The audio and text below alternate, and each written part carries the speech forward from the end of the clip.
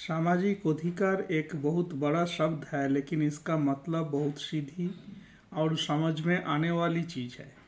भारत में हर नागरिक को कुछ बुनियादी सुविधाएं केवल इसलिए मिलती है क्योंकि वो भारत का नागरिक है। कोई धार्मिक पहचान नहीं, कोई जाति नहीं, कोई राजनीतिक प्रभाव नहीं, केवल नागरिकता। इन सुविधाओं को सामाजिक अधिकार या सामाजिक सुरक्षा अधिकार कहा जाता है। ये सरकार की दया नहीं, ये कानून की ताकत है। कल्पना कीजिए एक गरीब परिवार में जन्म लेने वाले बच्चे की जीवन की।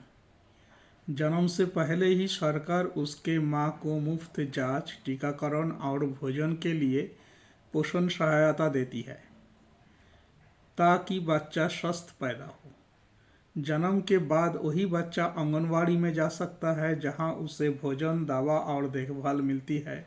जब वो स्कूल जाता है तो उसे किताबें मिलते हैं, स्कूल से खाना मिलता है और कभी कभी साइकिल या छात्रवृत्ति भी मिलती है, ताकि बच्चे की पढ़ाई किसी आर्थिक परेशानी में ना टूट जाए।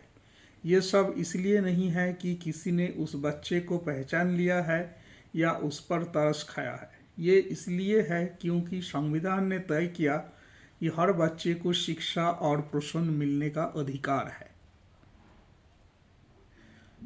याद रखें कि इसके पीछे कोई बड़े कानून है। खाद्य सुरक्षा कानून कहता है कि हर पात्र परिवार को सस्ता राशन मिलेगा। मनरेगा कहता है कि हर ग्रामीण परिवार को साल में कम से कम 100 दिन का मजदूरी वाला काम मिलेगा। शिक्षा का अधिकार कानून कहता है कि हर बच्चे को 14 साल की उम्र तक मुफ्त शिक्षा मिलेगी।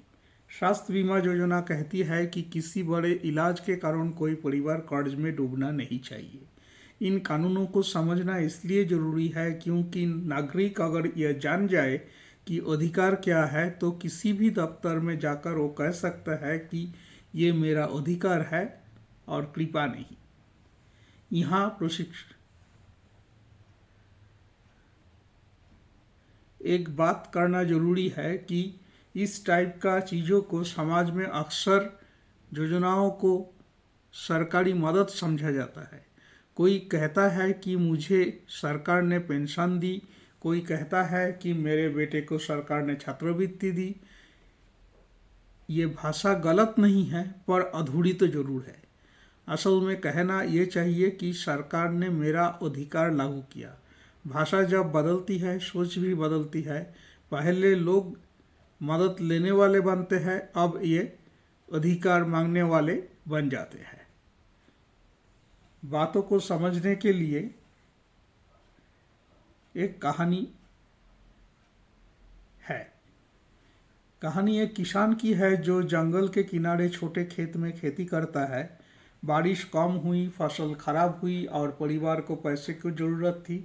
पहले वो गांव छोड़कर शहर जाना चाहता था, लेकिन उसे पता चल गया कि मनरेगा में काम मिल सकता है। उसने आवेदन दिया और गांव में ही तालाब बनाने में काम में शामिल हो गया। कुछ महीने बाद वही तालाब खेत तक पानी ले गया और उसकी अगली फसल अच्छी हुई। ये कहानी ये नहीं बताती कि सरकार ने उस किसान पर एहसान किया है, ये बताता है कि कानून ने उसकी मदद की और समुदाय ने उसकी ताकत को बढ़ाई। इस तरह के उदाहरण स्पष्ट करते हैं कि सामाजिक अधिकार केवल कागजों पर लिखे हुए दस्तावेज नहीं है। ये घर के चूल्हे में जलते अनाज का दाना है, बच्चे के चेहरे पर मुस्कान है, मजदूरों के हाथ पर मजदूरी है और बुजुर्गों आंखों में सम्मान है। यही कारण है प्रशिक्षण बार बार कहता है कि अधिकार जानना सबसे पहली मजबूती की स्तर है। सरकार तक पहुंचने का रास्ता वहीं से शुरू हो सकता है। जब नागरिक जानता है कि उसके पास अधिकार है तो उसे किसी अधिकारी के सामने सिर झुकाने की जरूरत नहीं होती। वो विनम्रता से, आत्मविश्वास के साथ ये कह सकता है कि मुझे ये सुविधा इसलिए चाहिए क्योंकि ये मेरा अधिकार है। ये वाक्य कमरे में बैठ के हर व्यक्ति को एहसास कराता है कि जानकारी केवल शिक्षा नहीं, सम्मान भी देती है। Thank you.